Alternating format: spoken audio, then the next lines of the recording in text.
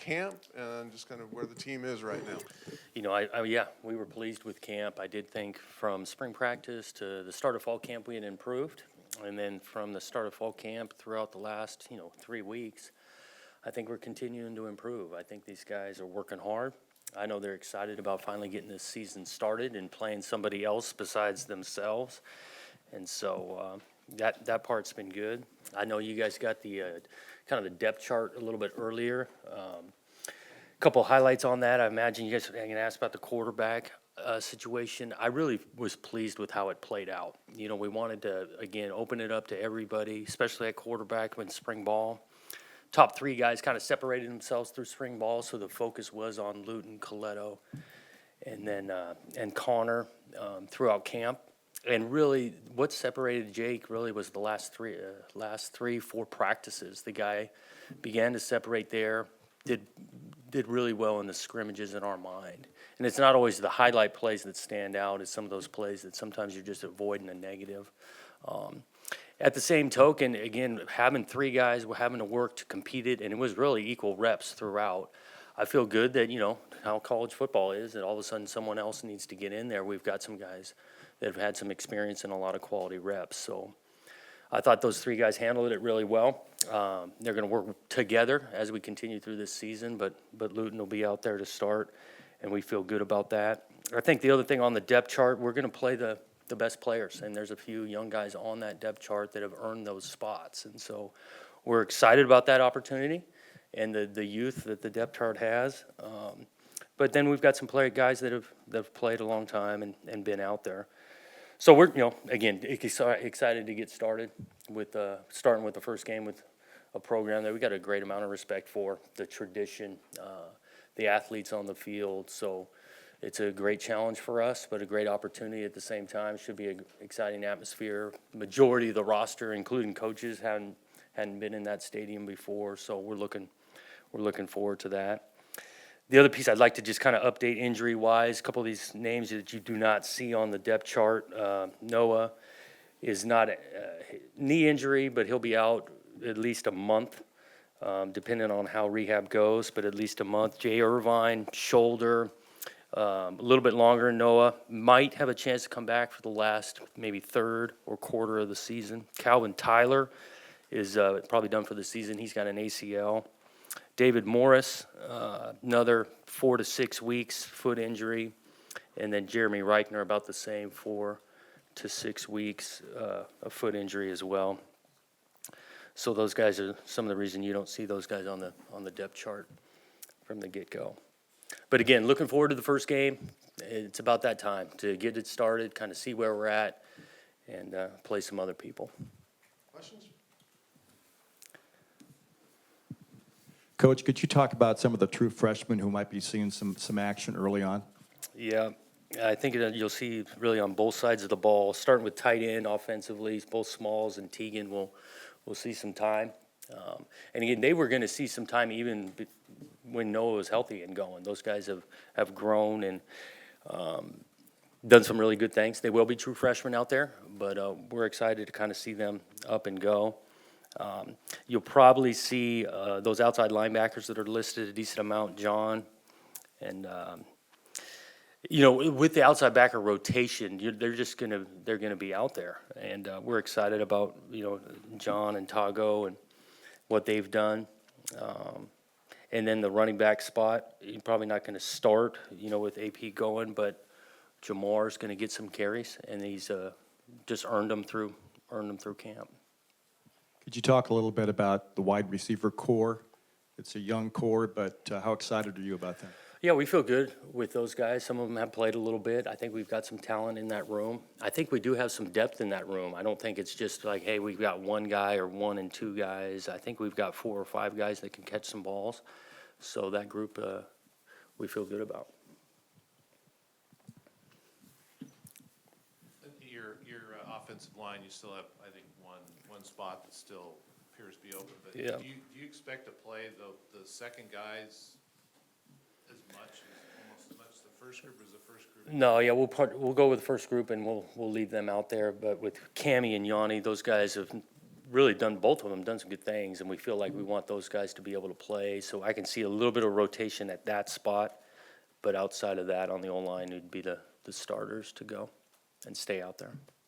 Sean Wilson's listed as a safety, and we saw him play safety, corner, and nickel during camp. Can you just talk about his versatility? Yeah, I think Sean does have some versatility to play some safety, nickel, where we got 5 DBs on the field. He'll be contributing that way. Could play some corner as well. And Dwayne's a little bit in that mix too. Can play a couple of different spots, which is going to be needed for us. Be able to move around a little bit with our depth. And really the teams we play are going to put a lot of receivers out there. You got to match it with DBs, and so the flexibility is huge. Coach, what are the key messages you're telling your players leading up to such a big road game to start the season? It's a great opportunity. That's for sure a message. The opportunity to go play one of the best teams in the country with the tradition that they have. I think it's an awesome atmosphere to go into. And the opportunity is like we need to find out where we're at. And so the message of let's go and compete and play quality football. And it's the first game, first opportunity to do it.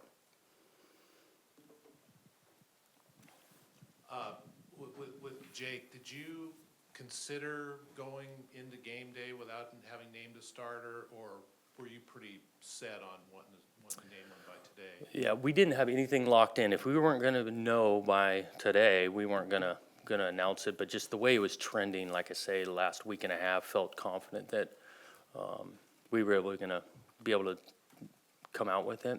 The other thing we did too, when we got back from Bend, we sat down with every individual player and really told them kind of where we thought they were at on the depth chart, how they were contributing, what their role was. And so it worked out perfectly because the quarterback thing had been decided at that point. On that, do you let them sink if things are going bad? Is there a kind of a thought because it was close that you get another guy in? Or let's say one guy's doing very well, but you also do you want to get reps to the backup in game situations? Right. We're completely behind Jake and going, and we're going to put him out there. And we totally understand he's not going to play perfect football. I mean, there's going to be some mistakes get made. I do think we got some confidence that if we do want to make a change, we've got a couple guys that have gotten a lot of reps. Jonathan, what are your personal emotions going into your first game as a head coach? Yeah, I haven't put a lot of thought into it. It's just kind of so much task at hand, day to day, on the hour, what we're doing, what we need to get accomplished. I'm definitely excited about it. I really am. Getting around these kids more and these coaches and looking forward to that really first game, but really just starting, getting into the season now. So I don't got a ton of personal emotion besides just excited about it. What's the difference, albeit very obvious on one hand, but maybe not so on another, between what you used to do as an assistant coach and now you're the head guy? Yeah. Well, it's definitely different. But I'm preparing fully on the task at hand. So I'm now the head coach in some of those roles, sitting in this room doing these things versus what I was doing before. But one thing I do know is that as the head coach now, I feel great about who I surrounded myself with, coaches-wise. I feel great about these players that they're going to play with awesome effort. And I know we got to be able to do this thing together. Coach, can you just talk about the defensive line and just how you feel with the depth there, the young guys maybe coming up, and while it's a thin spot, do you feel okay with where you're at heading into this game? I feel good that group has improved. I think that we're going to play multiple guys. I know we got to list some starters on there, but you're going to see all of those guys out there. To highlight a couple, Kalani has really been a mainstay for us, not only just on the D-line, but in a leadership role. Isaac Hodgins has earned that spot. Guy is a true freshman that, he plays with great effort. But big piece, it's a group effort out of that room, and you're going to see all 6 to 7 guys out there. With so many young guys playing, you're going to a major environment. Is there anything you can talk to them about, or get them ready, prepare them for what's at hand on Saturday? We talk a lot about just, trust in their technique, trusting in their preparation, all this work that they've put in, trust in their coaching. We're definitely going to tell them there's going to be an excitement level, and that's okay. There's going to be a little bit of nerves, and that's okay. That's healthy and going, but when it all comes down, you got to continue to trust your preparation, that you put in all this work, and let it all hang out. And again, I want them to enjoy this thing and enjoy the competition of it. If they can do that, I think the experience will be positive.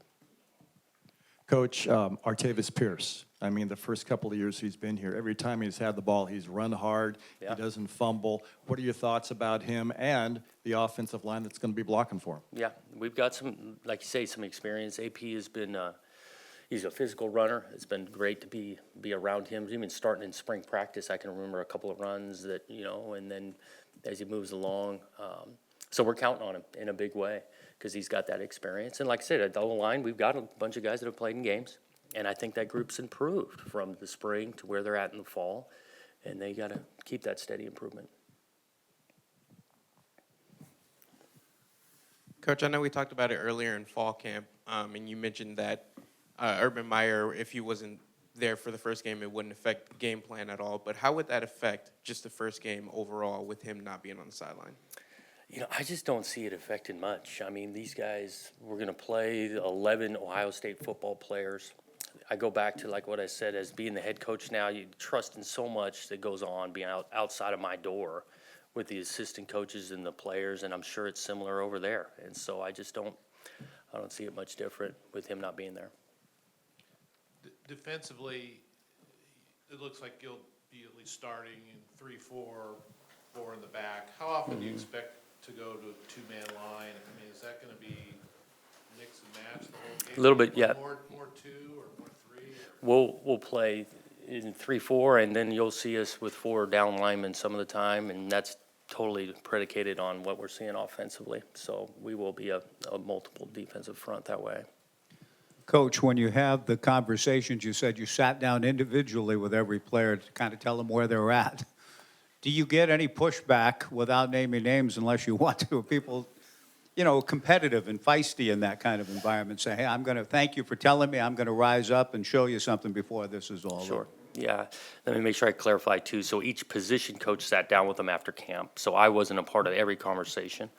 But for sure, we got some competitive kids, and we've talked about it. Maybe they don't exactly like their role right now. Well, that thing can change, especially in a college football season with the ups and downs that can come. So I'm sure some of these guys were not real fired up on hearing that they weren't the starter, but they still got an opportunity to keep on moving up that depth chart through the year.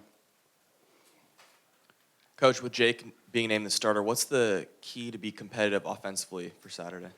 Well, we got to be able to score some points, and to do that, you got to hold on to the ball to do it. And so we got to be great with the football. Quarterbacking is just so much about decision making and being a great decision maker. And so for him, and again, I go to the camp, he's been really good in that regard, picking and choosing his times to take some chances, and then recognizing when it's not there to not force anything.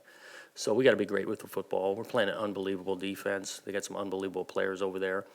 But at times, we got to pick and choose. We got to take some chances and take some shots at it. I'm going to ask you about your thoughts on Ohio State. How strong are they, and what are their strengths? Well, it's just tough to find some weaknesses. I know that. Their ability to rush the passer and tackle, their athleticism shows up in really in every position defensively. I think offensively, the limited amount of tape for the guy that's going to start at quarterback, it looks like he can really throw it, though. And they got a stockpile of athletes, playmakers, running back and at receiver. So there's not a flaw that I've been able to see the last 6-7 months on tape. Coach, as a new coach and you're young, do you ever find yourself doing what we as parents do when I was young, when I played, and then recounting these types of things when giving messages to these young guys? A little bit. I think a little bit of, if I think about my experience, it's, again, going back to just trust in the preparation that I put in to go out there and enjoy Saturday. I'm prepared. I know my coaching and technique I'm supposed to be using and finding confidence in that. Coach, can you just talk a little bit about how your offense will have to kind of adapt to having, you talked a little bit about Ohio State, but specifically Nick Bosa and that defensive line that they have, a lot of talent. How much of a challenge will that be for your offensive line to keep the line of scrimmage kind of at bay and give Jake time? Yeah, I think we got to, mix the type of schemes we're running, whether we're talking in the run game or in protection. Jake's not going to be able to hold the ball every snap, and he's going to get rid of it at a timely fashion.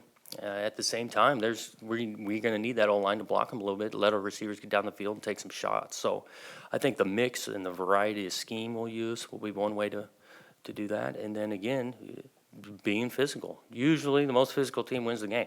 And so we're going to try out and need to make it physical. Coach, can you talk about special teams, talk about Jordan, his impact? I mean, obviously, he had a good scrimmage in Bend, but what about the punt returning position?